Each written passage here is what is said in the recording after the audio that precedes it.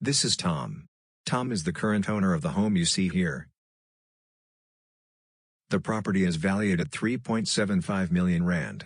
Tom requires 1,163,073 rand from an investor. Meet Chad. Chad would like to invest in this opportunity, or property. The current owner, Tom, is battling a bit financially. He may be looking to salvage his home. Chad pays the minimum deposit or funds of 1,163,073 rand. The total purchase price is 1,855,284 rand. In this case, cash investment is required, no financing is allowed. In this transaction, Chad is paying on an installment sale, with a balance of 730,999 rand, payable on transfer, at term. Chad is helping Tom, and at the same time making a tidy profit from the deal. This is where it gets a bit tricky.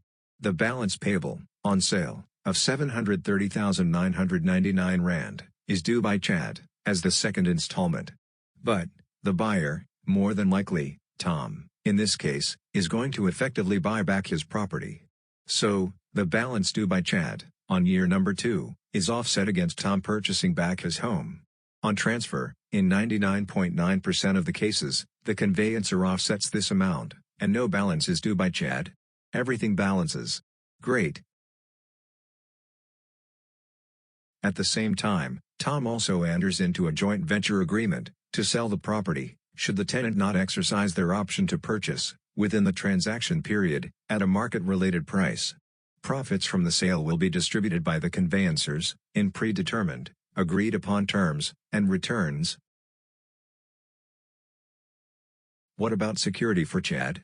This is an installment sale agreement, in accordance with the Alienation of Land Act, 68 of 1981, South Africa, with registration of a recordal, against the title deed of the property.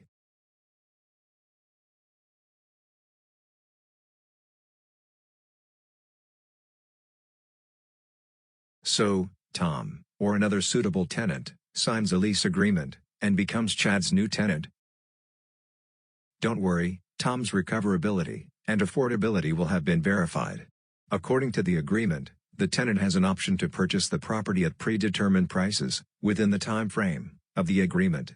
They have 2 full years to purchase the property back. In this scenario, if the tenant can't purchase the property within 2 years,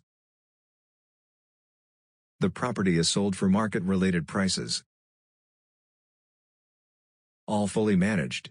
Chad, the investor, doesn't need to do very much to manage his investment. What does Chad get back? Year 1, as well as year 2. 205,182 rand, per year, or 17.6%, of which between 11,000 and 13,000 rand in rental income, is paid monthly, as per the lease agreement. Growth is payable at term, end of the second year. Total returns equals 410,364 rand, which equates to 17.6%, annualized. The capital, and predetermined returns, will be paid by the conveyancer on transfer.